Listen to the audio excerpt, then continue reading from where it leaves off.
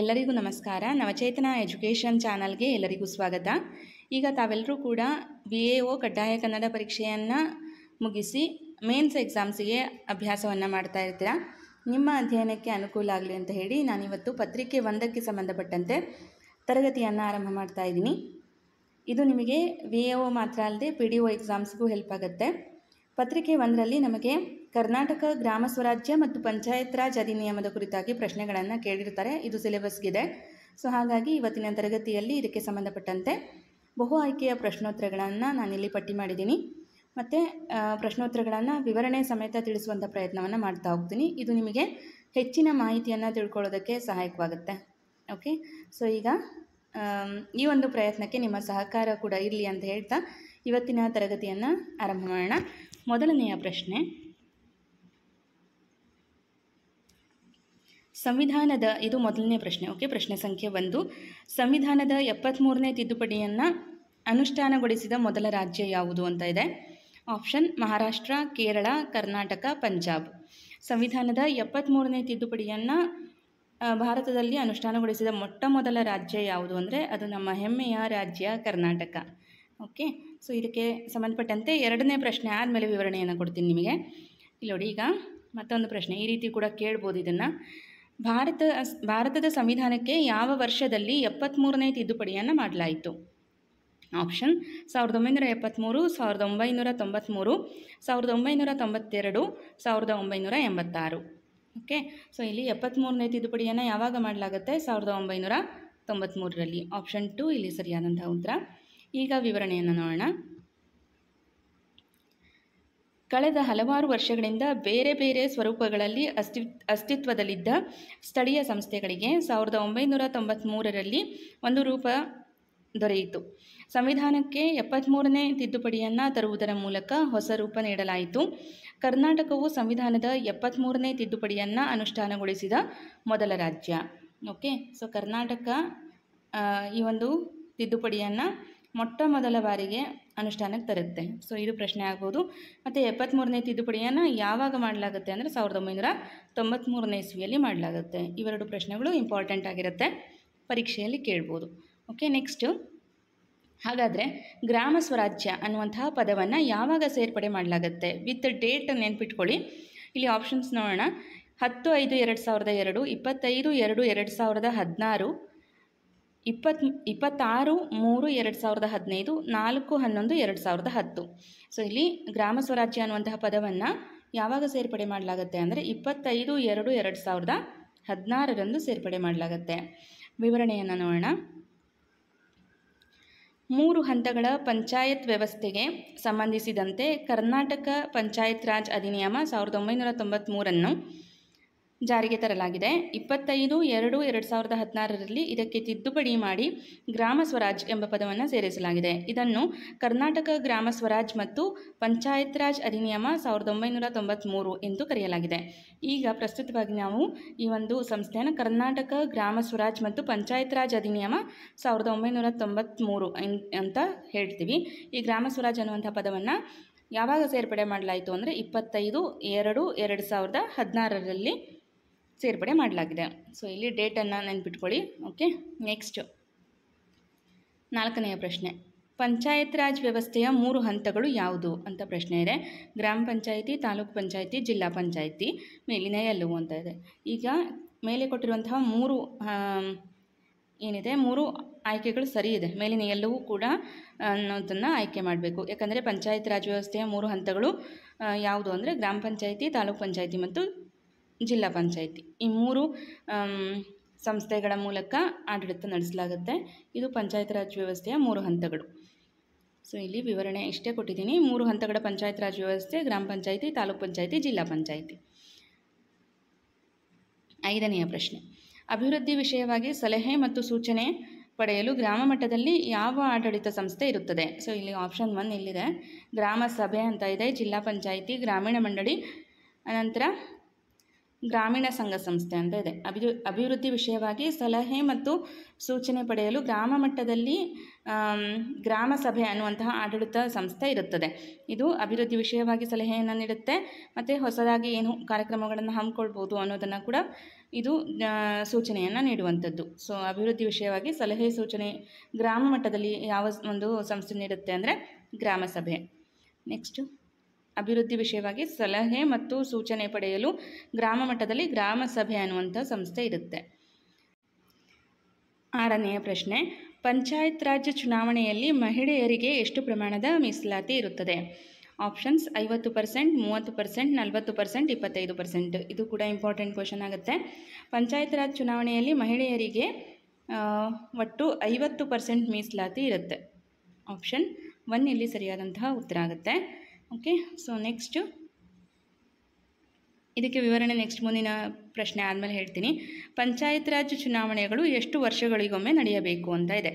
Option 3 ವರ್ಷ, 5 ವರ್ಷ, 4 ವರ್ಷ, 10 ವರ್ಷ. ಇಲ್ಲಿ 5 ವರ್ಷಗಳಿಗೊಮ್ಮೆ ಕಡ್ಡಾಯವಾಗಿ ಚುನಾವಣೆ ನಡೆಯಬೇಕು. ಸೊ ಆಪ್ಷನ್ 2 ಇಲ್ಲಿ ಸರಿಯಾದಂಥ ಉತ್ತರ ಆಗುತ್ತೆ. ವಿವರಣೆಯನ್ನು ನೋಡೋಣ.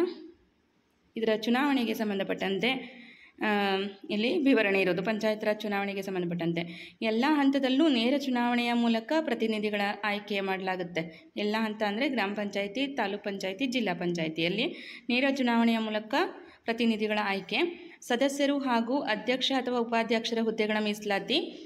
ಅನಂತರ ಇದರ ಒಂದು ಕಾರ್ಯ. ಓಕೆ, ಸದಸ್ಯರು ಹಾಗೂ ಅಧ್ಯಕ್ಷ ಮತ್ತು ಉಪಾಧ್ಯಕ್ಷರ ಹುದ್ದೆಗಳಿಗೆ ಮೀಸಲಾತಿ. ಪರಿಶಿಷ್ಟ ಜಾತಿ, ಪರಿಶಿಷ್ಟ ಪಂಗಡಗಳಿಗೆ ಅವರ ಜನಸಂಖ್ಯೆಯ ಪ್ರಮಾಣಕ್ಕೆ ಅನುಗುಣವಾಗಿ ಮೀಸಲಾತಿ. ಮಹಿಳೆಯರಿಗೆ 50% ಮೀಸಲಾತಿ. ಸೊ ಇದು ಪ್ರಶ್ನೆ ಮಾಡಿದ್ದೀನಿ, ಹಾಗಾಗಿ ಇಲ್ಲಿ ವಿವರಣೆ ಸೇರಿಸಿದ್ದೀನಿ. ಪ್ರತಿ 5 ವರ್ಷಕ್ಕೊಮ್ಮೆ ಕಡ್ಡಾಯವಾಗಿ ಚುನಾವಣೆಯನ್ನು ಮಾಡಬೇಕಾಗತ್ತೆ. ಓಕೆ, ಇದರ ಅಧಿಕಾರಾವಧಿ, ಪಂಚಾಯತ್ ರಾಜ್ ಸಂಸ್ಥೆಯ ಅಧಿಕಾರಾವಧಿ ಎಷ್ಟು ಅಂತ ಅಂದರೆ 5 ವರ್ಷಗಳು. ಸೊ ಇದು ಪ್ರಶ್ನೆ ಆಗ್ಬೋದು, ನೆನ್ಪಿಟ್ಕೊಳ್ಳಿ. ಓಕೆ, ನೆಕ್ಸ್ಟ್ 8ನೆಯ ಪ್ರಶ್ನೆ. ಪಂಚಾಯತ್ ರಾಜ್ ಕಾಯ್ದೆ 2006ರ ಪ್ರಕಾರ ಮಹಿಳೆಯರಿಗೆ 50% ಸೀಟುಗಳನ್ನು ಮೀಸಲಿಟ್ಟಂತಹ ಮೊದಲ ರಾಜ್ಯ ಯಾವುದು? ಸೊ ಈಗ ಮಹಿಳೆಯರಿಗೆ 50% ಮೀಸಲಾತಿ ನೀಡಬೇಕು ಅಂತ ಒಂದು ಅಧಿನಿಯಮ ಆಗುತ್ತೆ. ಸೊ ಅದನ್ನು ಯಾವ ರಾಜ್ಯದವರು ಅದನ್ನು ಮೊದಲು ಇಂಪ್ಲಿಮೆಂಟ್ ಮಾಡ್ಕೊಂಡಿದ್ದು ಅಂತ ಕೇಳಿದ್ದಾರೆ. ಸೊ ಆಪ್ಷನ್ ಕರ್ನಾಟಕ, ಕೇರಳ, ಬಿಹಾರ್ ಮತ್ತು ಮಹಾರಾಷ್ಟ್ರ ಅಂತ ಇದೆ. ಸರಿಯಾದಂತಹ ಉತ್ತರ ಇಲ್ಲಿ ಬಿಹಾರ್. ಓಕೆ, ಸೊ ಇಲ್ಲಿ ಕನ್ಫ್ಯೂಸ್ ಆಗಬಾರ್ದು. 73ನೇ ತಿದ್ದುಪಡಿಯನ್ನು ಅನುಷ್ಠಾನಗೊಳಿಸಿದ ಮೊದಲ ರಾಜ್ಯ ಅಂದರೆ ಅದು ನಮ್ಮ ರಾಜ್ಯ ಕರ್ನಾಟಕ. ಹಾಗೆ ಮಹಿಳೆಯರಿಗೆ ಮೀಸಲಾತಿ 50% ನೀಡಬೇಕು ಅನ್ನುವಂಥ ವಿಷಯವನ್ನು ಮೊದಲು ಇಂಪ್ಲಿಮೆಂಟ್ ಮಾಡಿಕೊಂಡಂತಹ ರಾಜ್ಯ ಯಾವುದು ಅಂತ ಅಂದರೆ ಅದು ಬಿಹಾರ್ ಆಗಿರುತ್ತೆ. ಓಕೆ, 2006ರಲ್ಲಿ ಪಂಚಾಯತ್ ರಾಜ್ ಸಂಸ್ಥೆಗಳಲ್ಲಿ, ಓಕೆ, ಇಲ್ಲಿ PRI ಅಂದರೆ ಪಂಚಾಯತ್ ರಾಜ್ ಸಂಸ್ಥೆ, ಇನ್ಸ್ಟಿಟ್ಯೂಷನ್ ಅಂತ ಹೇಳ್ತೀವಿ, ಪಂಚಾಯತ್ ರಾಜ್ ಇನ್ಸ್ಟಿಟ್ಯೂಷನ್. ಸೊ ಇದು ನೆಕ್ಸ್ಟ್ ಪ್ರಶ್ನೆಯಲ್ಲಿ ಹೀಗೆ ನಾನು ಆ್ಯಡ್ ಮಾಡಿದ್ದೀನಿ, PRI ಅಂತಲೇ ನೆನ್ಪಿಟ್ಕೊಳ್ಳಿ. ಓಕೆ, 2006ರಲ್ಲಿ ಪಂಚಾಯತ್ ರಾಜ್ ಸಂಸ್ಥೆಗಳಲ್ಲಿ ಮಹಿಳೆಯರಿಗೆ 50% ಸೀಟುಗಳನ್ನು ಮೀಸಲಿಟ್ಟ ಮೊದಲ ರಾಜ್ಯ ಯಾವುದು ಅಂದರೆ ಬಿಹಾರ್. PRI ಅಂದರೆ ಈಗ ತಾನೇ ಹೇಳ್ತೀನಿ ಏನು ಅಂತ. PRI ಅಂದರೆ ಪಂಚಾಯತ್ ರಾಜ್ ಇನ್ಸ್ಟಿಟ್ಯೂಷನ್ಗಳಿಗೆ ಸಾಂವಿಧಾನಿಕ ಸ್ಥಾನಮಾನವನ್ನು ಶಿಫಾರಸು ಮಾಡಿದ ಕೀರ್ತಿ ಯಾವ ಸಮಿತಿಗೆ ಸಲ್ಲುತ್ತದೆ? ಆಪ್ಷನ್ ಸರ್ದಾರ್ ಸ್ವರ್ಣ ಸಿಂಗ್ ಸಮಿತಿ, LM ಸಿಂಘ್ವಿ ಸಮಿತಿ, SK ಧಾರ್ ಸಮಿತಿ, ಫಜಲ್ ಅಲಿ ಸಮಿತಿ ಅಂತ ಕೊಟ್ಟಿದ್ದಾರೆ. ಸೊ ಇಲ್ಲಿ ಸರಿಯಾದಂಥ ಉತ್ತರ LM ಸಿಂಘ್ವಿ ಸಮಿತಿ. LM ಸಿಂಘ್ವಿ ಸಮಿತಿ ಇದು ಪಂಚಾಯತ್ ರಾಜ್ ಸಂಸ್ಥೆಗಳಿಗೆ ಸಾಂವಿಧಾನಿಕ ಸ್ಥಾನಮಾನವನ್ನು ಶಿಫಾರಸು ಮಾಡಿದಂತಹ ಸಮಿತಿಯಾಗಿರುತ್ತೆ. ಓಕೆ, ಇಲ್ಲಿ ಹಾಗಾದರೆ ಸರ್ದಾರ್ ಸ್ವರ್ಣ ಸಿಂಗ್ ಸಮಿತಿ ಯಾವುದರ ಕುರಿತಾಗಿದೆ ಅಂದರೆ ಮೂಲಭೂತ ಕರ್ತವ್ಯಗಳ ಕುರಿತಾಗಿದೆ. SK ಧಾರ್ ಸಮಿತಿ ಭಾಷಾವಾರು ರಾಜ್ಯ ರಚನೆ. ಅನಂತರ ಫಜಲ್ ಅಲಿ ಸಮಿತಿ ಕೂಡ ಭಾಷಾವಾರು ರಾಜ್ಯ ರಚನೆಯ ಕುರಿತಾಗಿದೆ. ನೆಕ್ಸ್ಟು 10ನೆಯ ಪ್ರಶ್ನೆ. ಸಂವಿಧಾನದ ಯಾವ ಅನುಚ್ಛೇದವು ಪಂಚಾಯತ್ ರಾಜ್ ಸಂಸ್ಥೆಗಳಲ್ಲಿ ಮೀಸಲಾತಿಯನ್ನು ಒದಗಿಸುತ್ತದೆ? ಓಕೆ, ಮೀಸಲಾತಿಗೆ ಸಂಬಂಧಪಟ್ಟಂತೆ ಯಾವ ಒಂದು ಅನುಚ್ಛೇದ ಅದರ ಮಾಹಿತಿಯನ್ನು ನೀಡುತ್ತೆ ಅಂತ ಕೇಳಿದ್ದಾರೆ. ಇಲ್ಲಿ option 243A, 243D, 243K, 243G ಅಂತ ಇದೆ. ಸೊ ಸರಿಯಾದಂಥ ಉತ್ತರ 243D. ಇದು ಪಂಚಾಯತ್ ರಾಜ್ ಸಂಸ್ಥೆಗಳಲ್ಲಿ ಮೀಸಲಾತಿಯ ಕುರಿತಾಗಿ ಮಾಹಿತಿಯನ್ನು ನೀಡುತ್ತೆ. ಸೊ ಇಲ್ಲಿ ನೋಡಿ, ಈಗ 243A ಏನು ತಿಳಿಸುತ್ತೆ ಅಂದರೆ ಗ್ರಾಮ ಸಭೆಯ ಕುರಿತಾಗಿದೆ. ಸೊ 243A ಅನುಚ್ಛೇದ ಗ್ರಾಮ ಸಭೆಯ ಕುರಿತಾಗಿ ತಿಳಿಸುತ್ತೆ. 243D ಪಂಚಾಯತ್ ರಾಜ್ ಸಂಸ್ಥೆಗಳಲ್ಲಿ ಮೀಸಲಾತಿಯ ಕುರಿತಾಗಿ ತಿಳಿಸುತ್ತೆ. 243K ರಾಜ್ಯ ಚುನಾವಣಾ ಆಯೋಗದ ಬಗ್ಗೆ ತಿಳಿಸುತ್ತೆ. ಆನಂತರ 243G ಏನಿದೆ ಇದು PRI ಅಂದರೆ ಪಂಚಾಯತ್ ರಾಜ್ ಇನ್ಸ್ಟಿಟ್ಯೂಷನ್ಗಳ ಅಧಿಕಾರಗಳು, ಕಾರ್ಯಗಳು ಮತ್ತು ಅದರ ಪವರ್ ಏನಿದೆ ಅನ್ನೋದ್ರ ಬಗ್ಗೆ ಮಾಹಿತಿಯನ್ನು ತಿಳಿಸುತ್ತೆ. ಓಕೆ, ಸೊ ಇದಿಷ್ಟು ಏನಾಗಿತ್ತು ಇವತ್ತಿನ 10 ಪ್ರಶ್ನೋತ್ತರಗಳಾಗಿತ್ತು. ಓಕೆ, ಸೊ ಈಗ 10 ಪ್ರಶ್ನೋತ್ತರಗಳನ್ನೇ ನಿಮಗೆ ವಿವರಣೆ ಸಮೇತ ಮಾಡಿಕೊಡುವ ಪ್ರಯತ್ನವನ್ನು ಮಾಡ್ತೀನಿ. ಅಥವಾ ಹೆಚ್ಚಿನ ಮಾಹಿತಿ ಸಿಕ್ತು ಅಂದರೆ ಸಿಂಗಲ್ ಲೈನ್ ಕ್ವಶನ್ಸ್ ಆದರೂ ಮಾಡಿಕೊಡುವಂಥ ಪ್ರಯತ್ನ ಮಾಡ್ತೀನಿ. ಯಾಕಂದರೆ ಈಗ ಈ ಒಂದು ಸಬ್ಜೆಕ್ಟ್ ಏನಿದೆ ಪಂಚಾಯತ್ ರಾಜ್ ನಿಯಮದ ಬಗ್ಗೆ, ಅದರ ಮುಖ್ಯಾಂಶಗಳ ಬಗ್ಗೆ ನಾವು ಏನು ಓದ್ತಾ ಇದ್ದೀವಿ ಅದು ನನಗೂ ಹೊಸದು, ನಿಮಗೂ ಹೊಸದು. ಹಾಗಾಗಿ ನಾನು ಕಲಿತು ನಿಮಗೆ ತರಗತಿಯನ್ನು ಮಾಡಿಕೊಡುವಂಥ ಪ್ರಯತ್ನವನ್ನು ಮಾಡ್ತಾ ಇದ್ದೀನಿ. ಸೊ ಈ ಒಂದು ಪ್ರಯತ್ನಕ್ಕೆ ನಿಮ್ಮ ಸಹಕಾರ ಬಹಳ ಅಗತ್ಯವಾಗಿರುತ್ತೆ. ಸೊ ನೀವು ಈ ತರಗತಿಗೆ ಸಪೋರ್ಟ್ ಮಾಡ್ತಾ ಹೋದರೆ ನೆಕ್ಸ್ಟ್ ನಾನು ಇದ್ರ ಬಗ್ಗೆನೇ ಕ್ಲಾಸಸ್ನ ಮಾಡ್ತಾ ಹೋಗ್ತೀನಿ. ಓಕೆ, ಇವತ್ತಿನ ತರಗತಿಯ ಬಗ್ಗೆ ನಿಮ್ಮ ಅಭಿಪ್ರಾಯ ಅನಿಸಿಕೆಯನ್ನು ಕಮೆಂಟ್ ಮಾಡಿ ತಿಳಿಸಿ.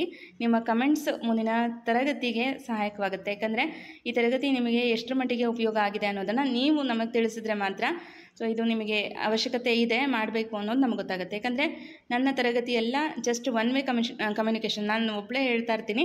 ಅದ್ರ ಬಗ್ಗೆ ನೀವು ರೆಸ್ಪಾನ್ಸ್ ಮಾಡಬೇಕು ಅಂದರೆ ಕಮೆಂಟ್ಗಳ ಮೂಲಕವೇ ತಿಳಿಸ್ಬೇಕಾಗತ್ತೆ. ಓಕೆ, ಸೊ ಈಗ ಈ ತರಗತಿ ನಿಮಗೆ ಇಷ್ಟ ಆಗಿದರೆ ಲೈಕ್ ಮಾಡಿ ಮತ್ತು ನಿಮ್ಮ ಅಭ್ಯಾಸ ಕೂಡ ಚುರುಕಾಗಿರಲಿ.